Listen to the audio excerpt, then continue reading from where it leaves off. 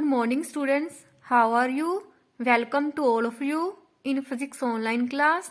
बेटा हमने 10th भी चैप्टर स्टार्ट किया हुआ है जिसका नेम है वेव। सो आज हम इसी चैप्टर को कंटिन्यू रखेंगे क्लास में। बेटा हमने क्लास में डिस्कस कर लिया है what is wave motion, types of wave, okay, and types of wave motion मतलब कि वेव जो मूव करती है वो कितने टाइप से मूव करती है। ठीक है, तो नेक्स्ट हमारा कंसेप्ट कौन सा चल रहा है क्लास में? Speed of wave.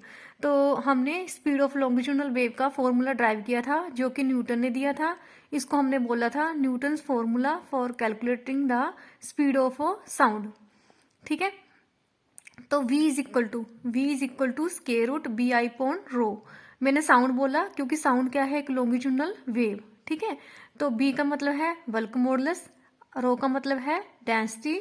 हमने b के साथ I रिप्रेजेंट किया है। I का मतलब क्या है? ये प्रोसेस आइसोथर्मल होता है।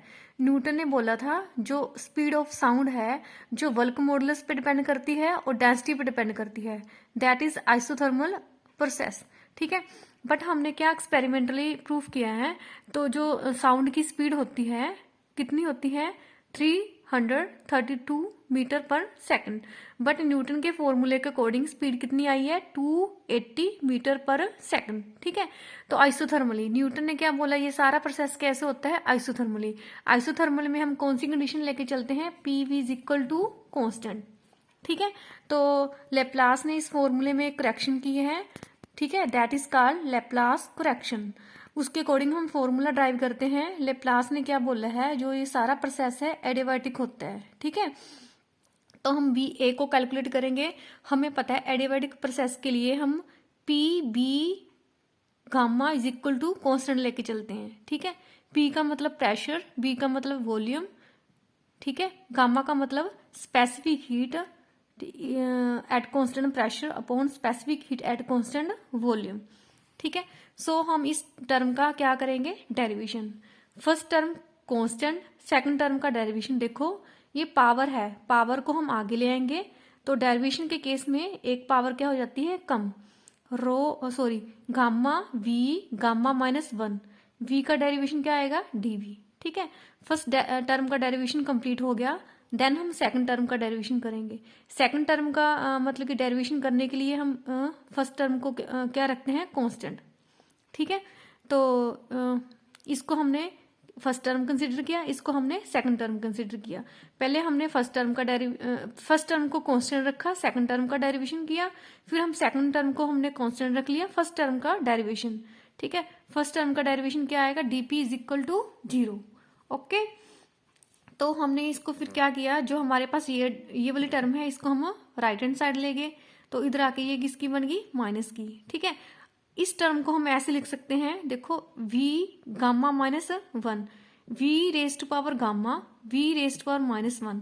ठीक है, तो इसको राइट हैंड साइड के साथ कंपेयर करो। v rest power gamma, v rest power gamma term आपस में कैंसिल होगी। हमारे पास कौन सी टर्म रहेगी? Gamma p v rest power minus 1 d v is equal to d p. ठीक है, तो हम गामा पी को कैसे राइट कर सकते हैं? D p upon d v upon v. ठीक है, ये किसके इक्वल आ गया बेटा? B a. ठीक है, बी का मतलब है बल्क मॉडुलस, ए हमने राइट किया क्योंकि सारा प्रोसेस कौन सी कंडीशन में हो रहा है? ये एडियाबैटिक। एडियाबैटिक में हम P v rest power gamma को कांस्टेंट लेके चलते हैं। ठीक है, तो हमारे पास वेलोसिटी का फॉर्मूला क्या आ गया? गामा पी पोन रो। ये पी है, पी मतलब प्रेशर, ये हमारे पास क्या है? रो। रो का मतलब है डेंसिटी। तो हम लैप्लास करेक्शन के अकॉर्डिंग स्पीड फाइंड करते हैं। तो एयर के लिए गामा की वैल्यू होती है 1.41। बेटा ये स्टैंडर्ड वैल्यू होती है। ठीक है, तो हमने स्क्वायर रूट प्रेशर पोन डेंसिटी की वैल्यू तो फाइंड कर ही ली थी। ठीक है, तो कितनी आ गई थी? 280। तो हम इसको किसके साथ मल्टीप्लाई कर देंगे? Square root 1.41। ठीक है, तो हमारे पास वेलोसिटी ऑफ साउंड कितनी आ गई? 332.5 मीटर पर सेकंड। ठीक है बेटा, जो न्यूटन ने फॉर्मूला दिया था स्पीड फाइंड करने के लिए साउंड की, ठीक है, उसके अकॉर्डिंग जो स्पीड है वो किस पे डिपेंड करती है? बल्क मॉडुलस पे और रो पे। ठीक है। तो ये सारा प्रोसेस कौन सी कंडीशन में होता है? आइसोथर्मल। जब हम आइसोथर्मल कंडीशन लेके चलते हैं तो जो हमारी स्पीड ऑफ साउंड है वो एक्सपेरिमेंटली वैल्यू के साथ मैच नहीं होती, ठीक है। इसलिए लेप्लास ने करेक्शन दी है, that is called Laplace correction, ठीक है। जब लेप्लास ने अपनी करेक्शन दी, उसने क्या बताया, इसके साथ एक टर्म आएगी गामा, उसके अकॉर्डिंग जो हमारी स्पीड ऑफ साउंड है वो एक्सपेरिमेंटली वैल्यू से फाइंड करती है। कितनी होती है स्पीड ऑफ साउंड? 332 मीटर पर सेकंड। बेटा हमारा नेक्स्ट कंसेप्ट है factor affecting the velocity of sound, ठीक है।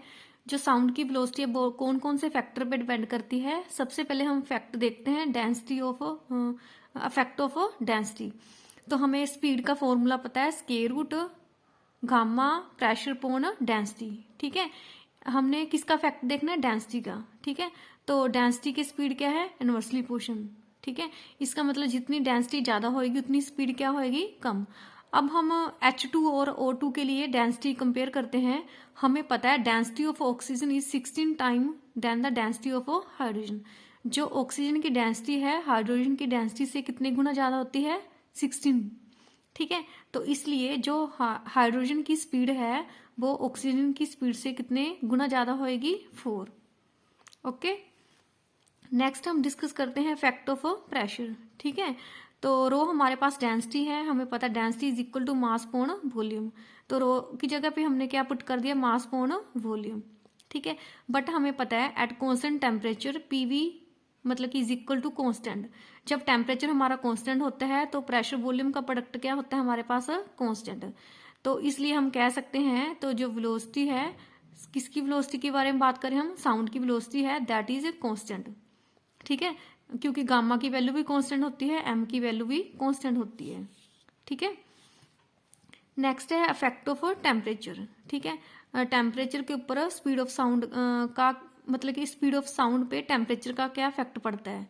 अगर हम टेम्परेचर को इंक्रीज करेंगे जो साउंड की स्पीड है वो कम होएगी या ज्यादा, ठीक है। तो हमारे पास स्टैंडर्ड फॉर्मूला है V is equal to square root gamma pressure upon rho, ठीक है।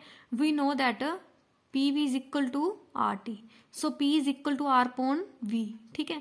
तो हम प्रेशर की जगह पे क्या पुट कर देंगे? ये वाली टर्म RT पोन V, ठीक है। तो R कांस्टेंट है, गामा कांस्टेंट है, M कांस्टेंट है। इसका मतलब वेलोसिटी है जो साउंड वेव की, that is directly proportion to temperature. जितना टेम्परेचर ज्यादा होएगा उतनी ही साउंड की स्पीड क्या होएगी? ज्यादा। Sound travel faster on a hot summer day than in a cold winter day. इसलिए हम कह सकते हैं जब हमारा हॉट समर डे होता है साउंड की स्पीड ज्यादा होएगी then comparison to cold winter days, ठीक है। नेक्स्ट हम डिस्कस करते हैं फैक्ट ऑफ ह्यूमिडिटी, ठीक है। हमें पता है जो ड्राई एयर की डेंसिटी है वो ज्यादा होती है as comparison to density of moist air, ठीक है। तो इसलिए जो मॉइस्ट एयर की स्पीड है वो क्या होएगी? ज्यादा, क्योंकि जितनी डेंसिटी ज्यादा होएगी उतनी स्पीड क्या होती है? कम। ओके स्टूडेंट्स, आज हमारा जो कंसेप्ट है स्पीड वाला, मतलब कि स्पीड ऑफ साउंड कौन कौन से फैक्टर पे डिपेंड करती है, उसका क्या करेक्ट फॉर्मूला है, ठीक है, वो हमने टॉपिक कवर कर लिया है। आपने अच्छे अच्छे नोट्स बनाने हैं। कोई भी प्रॉब्लम हो तो मेरे साथ कंसर्न करना है। Okay, thank you, have a nice day.